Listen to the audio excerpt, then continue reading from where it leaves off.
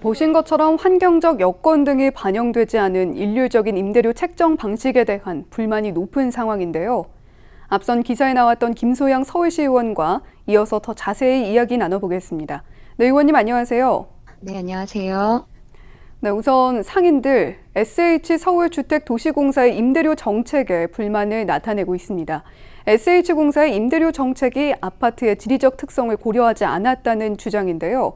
이 상가에 대한 감정평가가 합리적으로 이루어졌다고 볼 수는 있는 겁니까? 우선 SH 측에서 일정 기준을 가지고 감정평가를 했다고 하는데요. 그러나 해당 아파트는 이미 2017년도에 9%가량 급격히 임대료를 상승한 바가 있고, 또 이후에 매년 5년씩 상승한 임대료에다가 현재 공실률이 한 32%에 육박하고 있습니다. 그래서 이런 상황에서 임대료를 또다시 인상한다는 것 자체가 아마 어려움을 겪고 계신 상인들로서는 납득이 가지 않았던 것 같고요.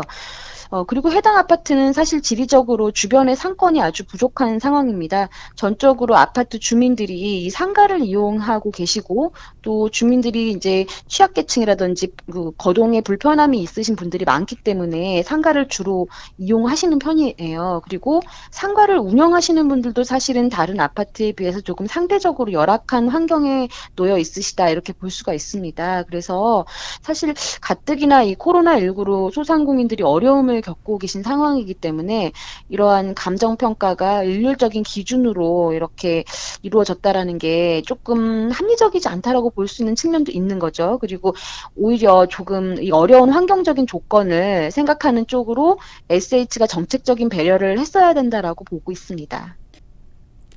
네, 상가별 사정이나 또 지리적 환경적 여건 등을 고려해서 임대료 상승을 했어야 했다. 이렇게 말씀을 하셨는데요. 그런데 이러한 요소들을 객관화 또는 수치화해서 평가에 반영하는 기준으로 삼는 건 현실적으로 어렵진 않을까요? 네, 뭐 말씀하신 대로 이게 수치로 객관화하는 거는 상당히 좀 어려운 부분도 있겠죠. 그리고 뭐 상황이라는 게 계속 변화가 있고, 경제적 상황이라든지 또 주민들의 여건이 변화가 있을 수 있기 때문에 뭐 감정 평가하는 데 있어서 객관적인 수치로 적용한다라는 건 사실 좀 어려운 얘기라고 봅니다. 하지만 현재 우리가 코로나19로 인해서 이 어려움을 겪고 가신 소상공인들한테 착한 임대료 운동이라든지 이런 부분들이 전개되고 있지 않습니까? 이런 게 다 이제 경제적인 여건이라든지 또 소상공인들이 처한 상황을 먼저 고려한 부분이 있는 정책인 것처럼, 우리 이 해당 아파트 또 이뿐만 아니라 어려움을 겪고 있는 공공임대 아파트 임대료 측정하는 데 있어서 어떤 정량적인 부분뿐만 아니라 좀 정성적인 측면도 고려해야 된다라는 생각이 들고, SH가 조금 더 보다 세심한 맞춤형 정책으로 접근하는 것이 필요하다라고 봅니다. 네, 조금 융통성 있게 적용을 했으면 좋겠다는 의견 나타내 주신 것 같습니다. 네, 또 혹시 서울시 내 공공임대상가에 이런 비슷한 문제를 안고 있는 사례가 또 있습니까? 이제 구체적으로 여건별로 제가 다 분석은 하진 못했습니다만은, 현재 서울 시내 공공임대 아파트 가운데서 공실률이 눈에 띄게 좀 많이 있는 상가들이 있습니다. 뭐 지금 현재 우리 강서구역 방화동에 있는 단지들이 몇 군데 눈에 띄고요. 그리고 신내동에 있는 아파트도 눈에 띄고 그렇습니다. 근데 이렇게 한 20%에 30%의 공실률을 유지하고 있는 이 아파트들의 여건을 보면 비교적 다른 데에 비해서 주변 여건이 어렵다거나, 또 이제 입주해 계신 주민분들의 계층이 상당히 취약계층이거나 이제 거동이 불편하신 분들이 많다거나 이런 특성이 좀 도드라져 보이고요.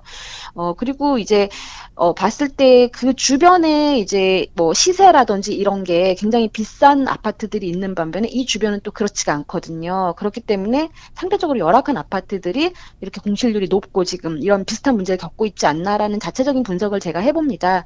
이런 부분을 조금 SH 쪽에서도 단순히 하나의 아파트가 아닌 여러 가지 특성을 같이 가지고 있는 아파트들을 좀 공통분모를 좀 분석했으면 하는 그런 바람이 있습니다.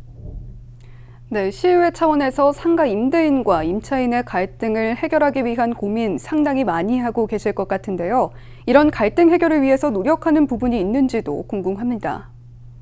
네, 저희 시의회에서도 사실 일반적인 상가 임대인과 임차인들의 갈등이 좀 있죠. 그런 부분들이 지역에서 갈등 있는 부분들은 저희가 민원 해결을 통해서 적극적으로 하고 있는 편이고, 또한 저희가 이제 해당 상임위를 통해서 관련된 정책에서 조금 더 세심하게 나아갈 수 있는 방향을 모색하고 있습니다.